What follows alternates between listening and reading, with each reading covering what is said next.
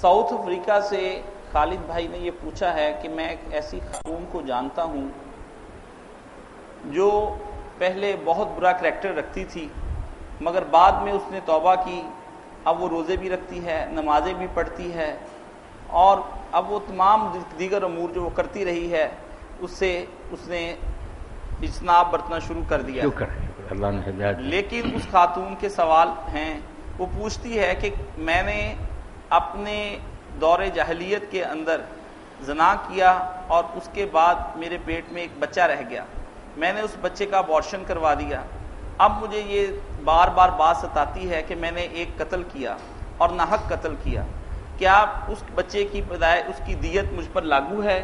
اب میں اس کا کیا کروں؟ اس کے بارے میں مجھے وضاحت فرما دیں۔ الحمدللہ اللہ نے زندگی میں توبہ کی توفیق ہے، چھوڑ دیا برائیں بالکل ٹھیک۔ اللہ رحیم ہے، مہربان ہے، سمندر کی جاگ کے برابر بھی گناہ ہو، آسمان کے تاروں جتنے، ریت کے ذروں جیسے، بعد آ جائے آدمی اللہ سے معافی مانگے، کرم پھیر لے، بہت حوصلہ پروردگار کا۔ تو شکر ہے بچی کو یہ اللہ نے نصیب کر دی، اللہ اس پر استقامت دے، اسی پر رہے، جمی رہے۔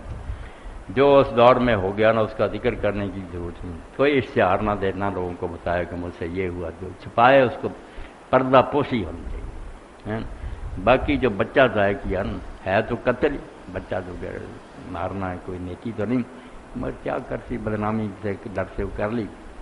تو اس طرح کا واقعہ جو نا وہ تفسیر کی کتابوں میں آتا کہ حضرت ابو ہریرہ رضی اللہ تعالیٰ مسجد سے آئے فجر کی عشاء کی نماز کے بعد، تو دروازے پر ایک عورت کو کھڑے پایا، حجرہ میں چلے گئے، پھر خیال آیا کہ کوئی بہن کھڑی تھی، باہر آ کر پوچھا کیوں؟ اس نے بتایا کہ میں عورت ہوں، مجھ سے بدکاری ہو گئی تھی، بچہ تھا وہ بھی میں نے ہلاک کر دیا، میری توبہ ہے۔ انہوں نے کہا کوئی توبہ۔ اس نے چیخ ماری اور روتے ہوئے یہ کہا کہ اللہ نے مجھے یہ حسن آگ میں جلنے کے لیے دیا، کیوں بنایا مجھ کو اگر میں آگ میں جلا، میرا حال کوئی نہیں۔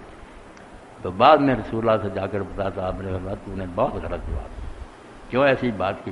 توبہ کے دروازے کسی کے لیے بند، تو انہیں اس کو کیوں یہ کہا کہ تیرا یہ توبہ کوئی نہیں؟ انہوں نے پھر پتہ کر کے ڈھونڈا اور اس کو یہ بات بتائی، تو اس نے اللہ کا شکر ادا کیا کہ الحمدللہ اللہ نے میری نجات کا کوئی سبب بنا۔ اس لیے جو لوگ نا مجرم اور گناہ گار سب ہیں، ہم مایوس نہیں کرنا چاہیے، اس سے بڑا کوئی گناہ نہیں کہ اللہ کی رحمت سے مایوس کیا جائے۔ توجہ دلائیں کہ بھائی چھوڑ دیں، کوئی پتہ نہیں وقت ختم ہو جائے، مگر نا امید نہ کریں، اللہ کی رحمت سے نا امید نہیں کرنا چاہیے۔